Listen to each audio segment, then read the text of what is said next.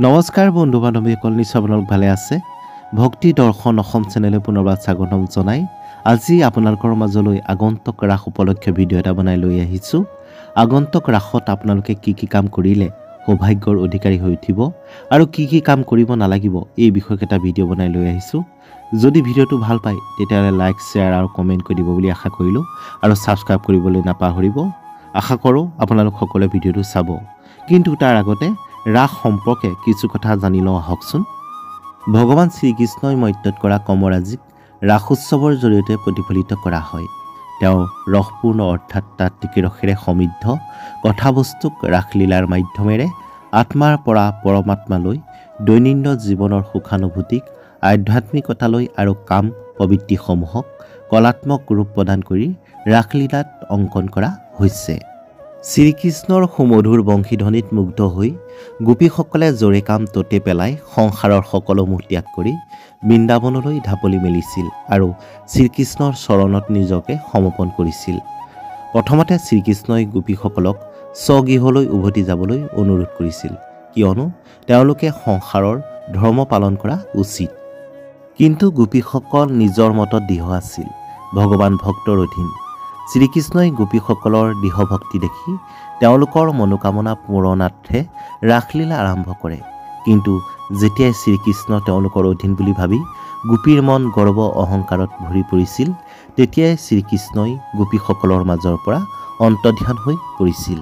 শ্ৰীকৃষ্ণ যেতিয়া ৰাধাক লৈ নোহোৱা হ'ল, তেতিয়াহে গোপীসকলে নিজৰ ভুল বুজিব পাৰিলে। ভগৱানক একমাত্ৰ মোৰ বুলি ভাবি অহংকাৰৰ ফলত শ্ৰীকৃষ্ণক তেওঁলোকে হেৰুৱাব লগা হ'ল। শ্ৰীকৃষ্ণ ত্ৰিজগতৰে পতি, তেওঁক কোনো মায়া বান্ধোনেৰে বান্ধি ৰাখিব নোৱাৰে। গোপীসকলে একাগ্ৰচিতে শ্ৰীকৃষ্ণক স্তুতি কৰিবলৈ ধৰিলে। ভক্তৰ ভক্তিত সন্তুষ্ট হৈ ভগৱানে গোপীসকলক মানৱ জীৱনৰ পৰমাৰ্থ বুজাই দিলে আৰু তেওঁলোকৰ অন্তৰ পৰিশুদ্ধি কৰিলে। গোপীসকলৰ ইচ্ছাক সন্মান জনাই যত গোপী তত কৃষ্ণ হৈ গোপীৰ মনৰ অভিলাষ পূৰ্ণ কৰিলে। গোপীসকলেও মুক্তি লাভ কৰিলে। চমুকৈ ৰাস উৎসৱৰ মূল অৰ্থ এয়াই। ৰাস পূৰ্ণিমাৰ বিশেষ মহত্ব আছে। এই আগন্তুক ৰাস পূৰ্ণিমাৰ দিনত এনে কিছুমান কাম কৰক, যি কামে আপোনালোকক সৌভাগ্যৰ অধিকাৰী কৰি তুলিব, ধন টকা পইচাৰ অভাৱ কমাই তুলিব। প্ৰিয় বন্ধু বান্ধৱীসকল, আজি আপোনালোকৰ ওচৰত সেই 5টা কামৰ বিষয়ে অৱগত কৰিম, যিকেইটা কৰিলে আপোনালোক সৌভাগ্যৰ অধিকাৰী হৈ উঠিব। আহকচোন সেই কামকেইটা কি আমি জানি লওঁ। প্ৰথম কথাটো হ'ল, ৰাস পূৰ্ণিমাৰ দিনা পুৱা স্নান কৰি সূৰ্যদেৱক উদ্দেশ্য কৰি জল নিবেদন কৰিব। এই কাম কৰিলে আপোনালোকে বিশেষ পুণ্য লাভ কৰিবলৈ সক্ষম হ'ব। দ্বিতীয়তে, এই ৰাস পূৰ্ণিমাৰ দিনত দুখীয়া দৰিদ্ৰক দান কৰাটো অত্যন্ত মংগল বুলি ধৰা হয়। দান পৰম ধৰ্ম আৰু ৰাস পূৰ্ণিমাৰ দিনা দান কৰিলে বহু সুখী হয় আৰু আপুনি সদৃশ ভগৱানৰ আশীৰ্বাদ লাভ কৰিবলৈ সক্ষম হ'ব।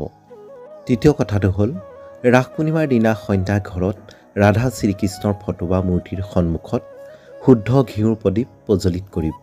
এনে কৰিলে ভগৱান শ্ৰীকৃষ্ণৰ পৰা বিশেষ আশীৰ্বাদ প্ৰাপ্ত কৰিব পৰা যায়। আৰু ধূপ দীপ দি ৰাধা শ্ৰীকৃষ্ণক উদ্দেশ্য কৰি হালধীয়া মিঠা ফল নিবেদন কৰিব। দেখিবলৈ পাব আপোনাৰ জীৱনৰ বহুখিনি সমস্যা লাঘৱ হৈছে।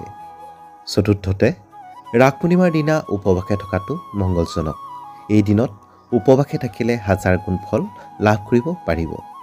পঞ্চমতে, ৰাস পূৰ্ণিমাৰ দিনা সন্ধ্যা সময়ত শ্ৰীকৃষ্ণৰ সন্মুখত পূজা অৰ্চনা কৰাৰ সময়ত এটি তুলসী পাত দি পূজা কৰিলে ভগৱান শ্ৰীকৃষ্ণৰ বিশেষ আশীৰ্বাদ প্ৰাপ্ত কৰিব পৰা যায়। নমস্কাৰ বন্ধু বান্ধৱীসকল, আজি ভিডিঅ'টো চাই আপোনালোকে কেনেকুৱা পালে কমেণ্টৰ যোগেদি জনাবলৈ নাপাহৰিব। আকৌ এনেকুৱা নতুন ভিডিঅ' লৈ অনাৰ প্ৰতিশ্ৰুতিৰে আজি আপোনালোকৰ পৰা মই বিদায় লৈছোঁ। ধন্যবাদ, নমস্কাৰ।